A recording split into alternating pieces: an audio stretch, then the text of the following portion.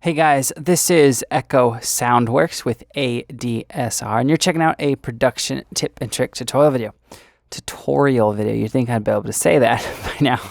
But what I'm going to show you is going to be a quick video to kind of just a pretty quick basic tip and trick, but it's one that I feel like goes unused a lot, and I've been messing around with it the past couple productions, and it's really helped out my tracks.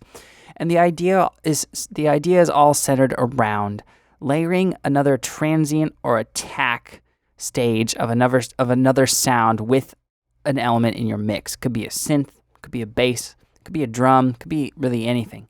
And I've been using it on arpeggiated things lately. I've been taking a kick and kind of chopping it up, or either putting it into contact and using just the transient, the initial attack phase of that kick to make my ARP pop out more. So I have a little progression worked up here that I want to show you guys, and that we're going to use this technique on. This purple track up here is the ARP, and we're going to make it pop more out of the mix using this. So let's listen real quick.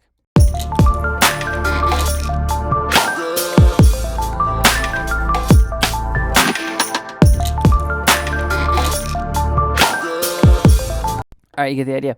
So this is coming from Massive. Okay, and what I've done is I've taken a kick sample and imported it into Contact. And to do that, you go File, New Instrument. And then once you have the new instrument, you click on the little wrench or the toolbar there. And you're going to just import the kick. Now, I chose to have tracking off, so it's not tracking the pitch. And then I zoomed in on the wave editor, which is right here. And when you zoom in really far, you can take just a section of the waveform. So I'm taking not a whole lot of the kick, just a little bit. So let's solo this.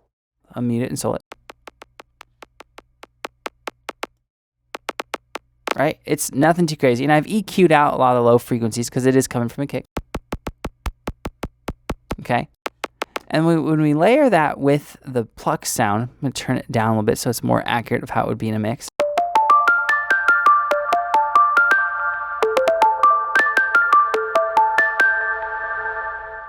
Right? It's going to make that pop out of the mix a little bit more, especially when you play it with the drums.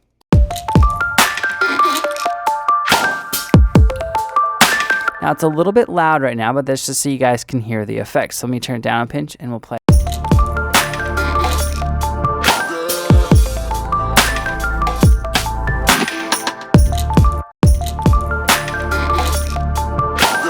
And you don't have to use it on every note. Sometimes you can use this to accent or accentuate certain parts of your progression or your melody. Now, you can also, conversely, you can use this to actually kind of color your track too. So here is a Contact instrument, same thing, but it's a vocal chop. And I've zoomed in really, really close on the waveform in Contact, and I have taken out most of the actual sound, and I can take it a step further by even using something like an enveloper, however that's pronounced, or a transient shaper, and I can turn down the release here. And now I'm kind of layering this like vocal chop thing with this pluck, and I can bring back in even the kick transient. And now we have this multi-attack staged sound.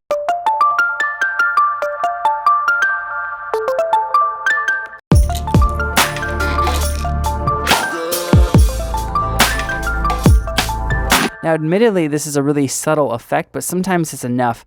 If I was going to the mix, I probably wouldn't use the vocal example I just showed you, but I would use the kick sound that we layered to add as another transient, or kind of layer on top of the initial transient of the pluck sound in this example.